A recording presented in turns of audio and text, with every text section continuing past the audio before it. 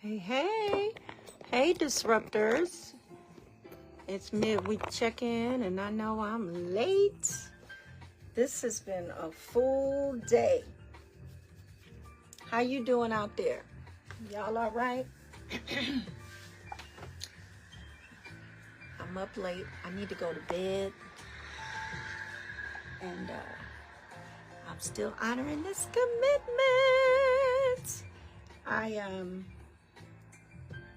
I just been having some full days. Some things are on the schedule. Some things are taking longer than expected that are on the schedule. I'm in the middle of a pivot. I joined a new community. So there's to do things on the list for that to show up. I think I can push it to the weekend, so that should be cool. And I had dinner with some very good friends that I've known for over 25 years, so wanted to be fully present with that. And we laughed and cackled, and it was just good for my soul. And of course, we talked about getting together, doing more, having a game night, so that'll be fun. Actually, I am in a space now where I can reconnect more with my peep. I moved back to Cleveland 2.5 years ago. I'd been gone for almost 8 years, living in Las Vegas, and I'm back here. Yeah, so actually I feel a little disconnected. I don't feel as connected. It feels like it's the same but different in a lot of ways, being here. And then after going through what I've been through, safety is always at play with feeling comfortable and safe enough to go certain places. So it's definitely getting better. And yeah, so I may have talked about it a couple of times, invisible scars. That's a disruption in itself. We've been talking about disruption and the invisible scars that you really can't see that people have. I have them. The mental health challenges. I have some physical health challenges. You can't see them, but they're there. And it came to me when I was, I needed to find a psychologist, or I thought a therapist. I guess it's this. Well, I don't think they're the same thing. And maybe we'll talk about that at some point, the difference, because I've had several different types of therapists on my journey, and I knew I needed someone that specialized in trauma. And then I also have a physical diagnosis as well, in tight pelvic floor, which is, they were kind of like one was impacting the other and vice versa. And so just to get all of that uncovered was a lot. And what happened, I had asked for a leave or I had gone to my doctor because while I was working, I got to the point where I felt like I just couldn't breathe and I needed to get out of there. Now, mind you, I'm working from home, working remote, and my boss is pinging me just on Teams, just sending these messages, and it was very triggering. And so I just closed down the laptop, and I had already gotten an earlier appointment. I had an appointment because the plan was to talk to her about getting time off because of the things that I was dealing with. And then they texted me, gave me an earlier appointment, and so I just went straight there, and I was sharing what was going on, and I was starting to realize that I needed to see someone for trauma, and I needed time to be able to find someone.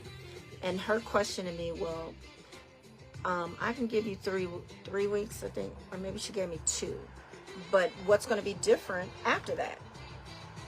And I felt like I'm going to be different. I'm going to be getting the support that I need. I'm going to work through that. And I had already talked to my benefits department around taking a leave of absence from work. My spirit had been telling me for months to take a leave of absence. I was afraid. I was afraid because I thought, as a Black woman, they wouldn't believe me, what I was dealing with. I was dealing with stress. I was dealing with being triggered on a daily basis. I was dealing with not feeling like myself. I was depressed. I didn't know that I was depressed. I just knew something was off, and it was getting more and more difficult to show up at work. And ultimately what I was feeling was I wasn't feeling safe.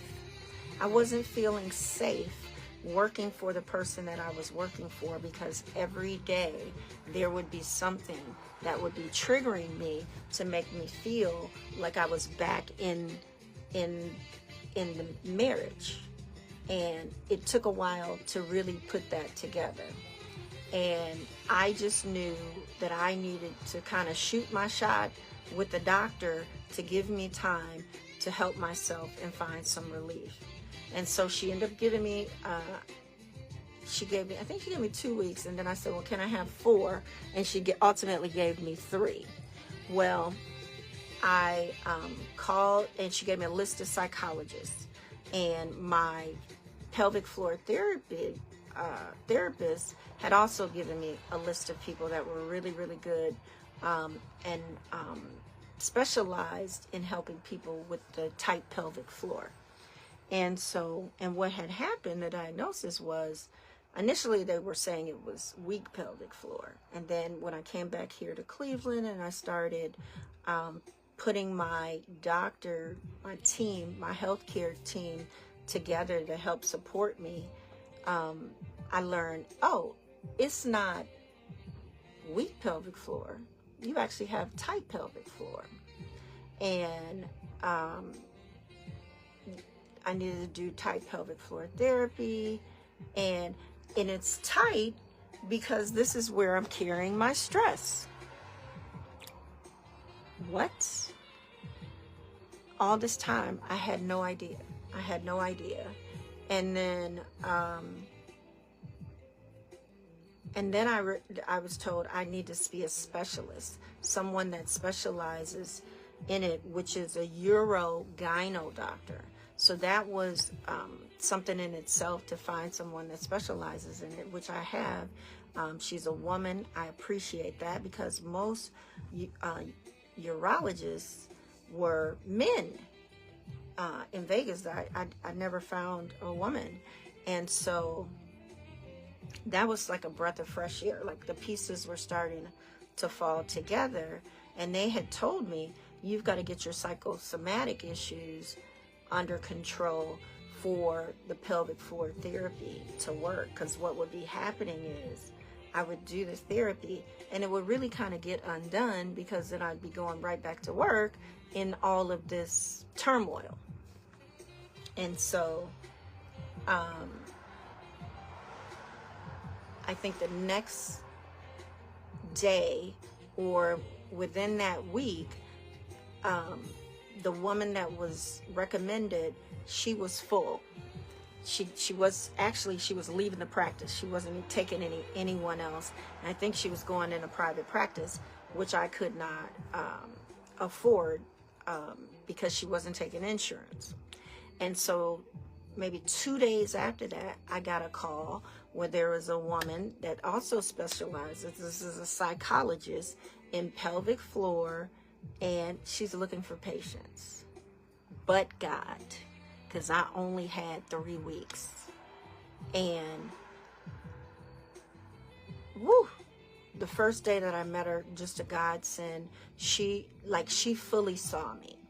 And what came to me in my spirit was, thank you for seeing my invisible scars. Because I know on the outside and everything, I probably looked and appeared fine. Now I know my light felt dim, I wasn't feeling like myself. I wasn't, lit up to be able to go to work and all of those things. And I needed to put some space in between what was going on at work and just being able to feel like myself. And I do therapy twice a week because I really want to dig in and get to a state of harmony and acceptance of my reality in this and what I'm going to do about it. And yeah, it's been a journey. So today was a therapy day, and having a lot of breakthroughs. One of them we started on Monday, and we continued the conversation today because I needed to sit with some of it, but it came up for me.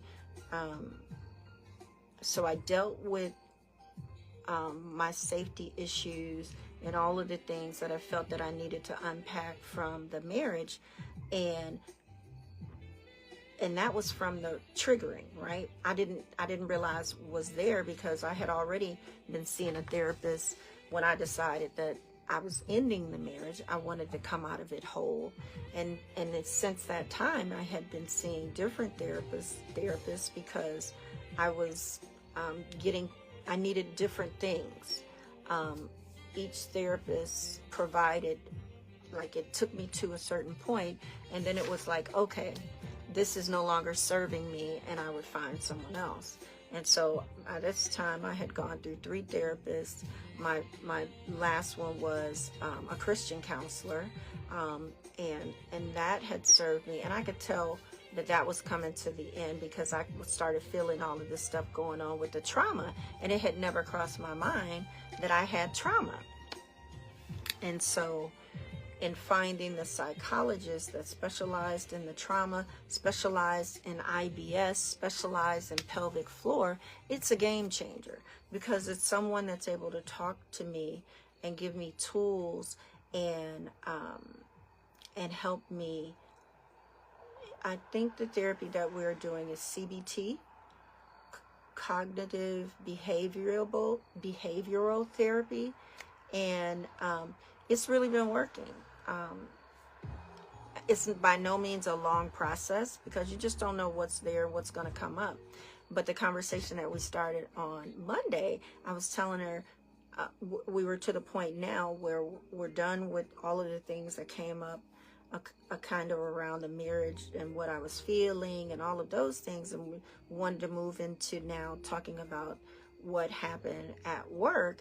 And one of the overarching things was the fact that I felt more abused at work and what I went through than I did in the marriage, believe it or not, because at work it was every day, constant. And I wasn't making the connection that I was being triggered initially. And with that happening, it just left me feeling like that. Like I said, I couldn't breathe. I needed to get out of there. It was a lot at play.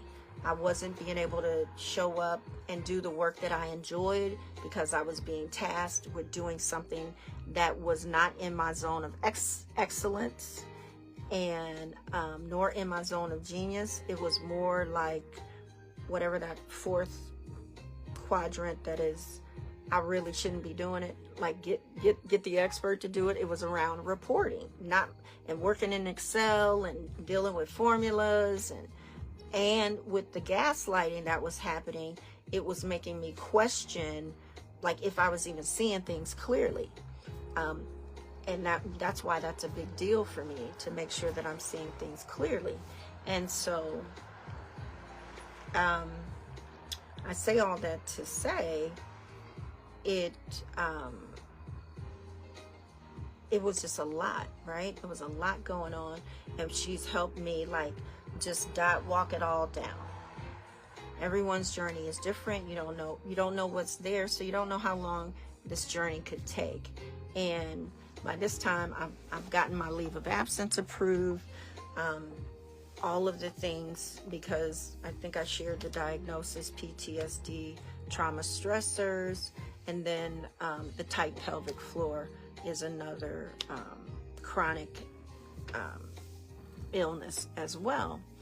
And there's another one, painful bladder syndrome as well. It's a lot going on, right? And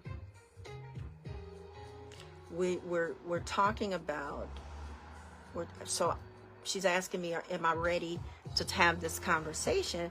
And I'm feeling like I'm really not ready to have the conversation. I don't want to have the conversation. And so we just kind of talk through a couple of things, like what's on my heart and what's on my mind. And ultimately what ends up coming out is I'm wondering if I need to forgive her. Is there something that I need to forgive her for? And then I'm wondering, well, if I'm feeling this way, like I don't want to talk about it and all of that, is there something that I need to forgive myself for? And so she asked the question, well, what would you need to forgive yourself for? And it felt like it's something that I really needed to sit with. And so that's what I was doing. And we would meet today and we talked about it. And I had already over these 2 days been having the conversation with myself, encouraging myself, and honoring and recognizing, one, that I needed grace, and I was doing the best that I could with the information and the situations and circumstances that were going on at the time. Because one of the things was happening was I felt like maybe I had stayed too long, and we had started talking about hindsight bias, right? In hindsight, you may feel that you need to do these things, but in reality, based upon what's going on at the time, there is a strong likelihood that you have valid reasons why you're doing it, right? And for me, there were several valid reasons. A number of them. I kind of, one, I was pursuing my coaching certification. The job was also paying. It was investing. It was my investor into my future self and who I want to be as a coach, and just a number of things. Wanting to be able to support my mother, which is really the reason why I'm in Cleveland. If it wasn't for her, I probably would not be here, that's for sure. I like warm weather, and it's a little too gray for me. I did a 47-year stint. If you'd have asked me if I would have been back here and living here, yeah. Give me sunny, hot weather all the time. And so I was giving myself grace. I was giving myself space to understand that and be okay with that, and to accept that that I don't need to forgive myself, but I did need to be compassionate with myself. And I realized I didn't need to forgive her. I just needed to accept her for who she is, that's who she is. And I believe that. And maybe sometimes there might be a level of forgiveness, but it doesn't feel like it's required at this time for me. So hopefully this will help you in the choices and the decisions that you need to make as you are on your healing journey, as you're navigating the disruptions in your life. Sometimes they're course correcting us to get where we're absolutely supposed to be. Because if it hadn't happened, then you wouldn't be on that path. And that's exactly what happened to me. Even though I went through all of these things, they were extremely traumatic. I know that they are happening for me and my greater good, and it's driving me to get where I need to be. And even like in this whole messaging dynamic and everything, I'm feeling more and more comfortable with honoring that it is a journey. I'm in the messy middle, and I'm enjoying it. It's stretching me. It's making me get out of my comfort zone and be uncomfortable. Learning how to show up for you all and have a conversation, which is my strength.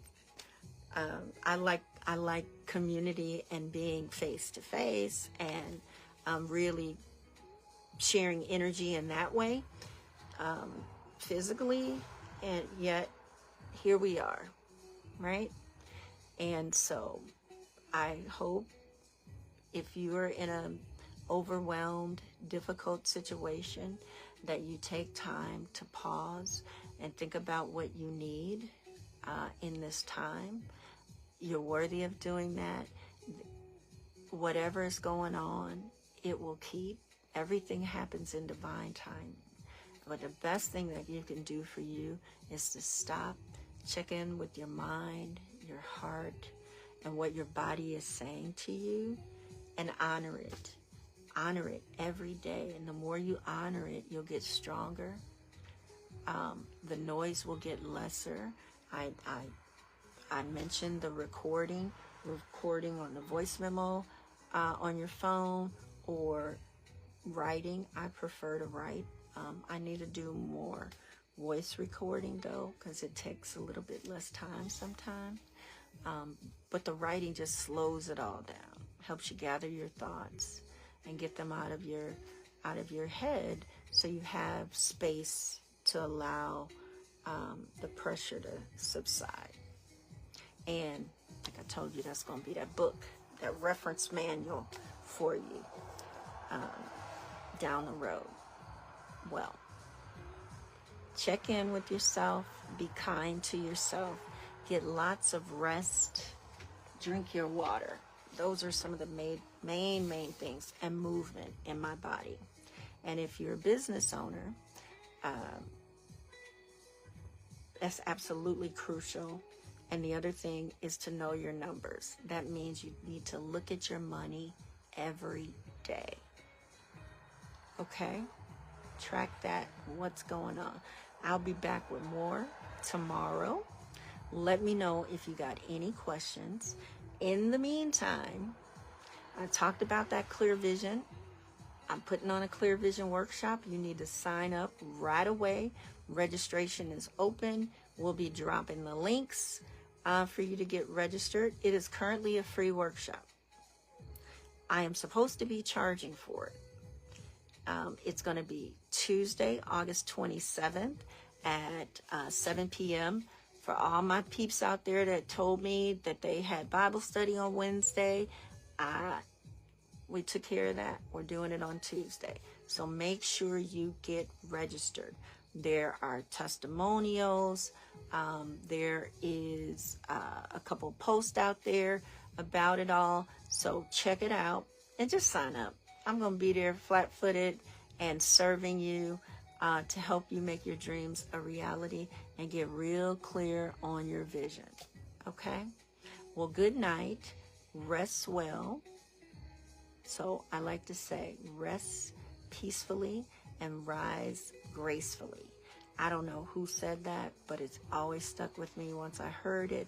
I love it, and that's exactly what needs to happen so that you can start your day in a graceful way. All right? Good night.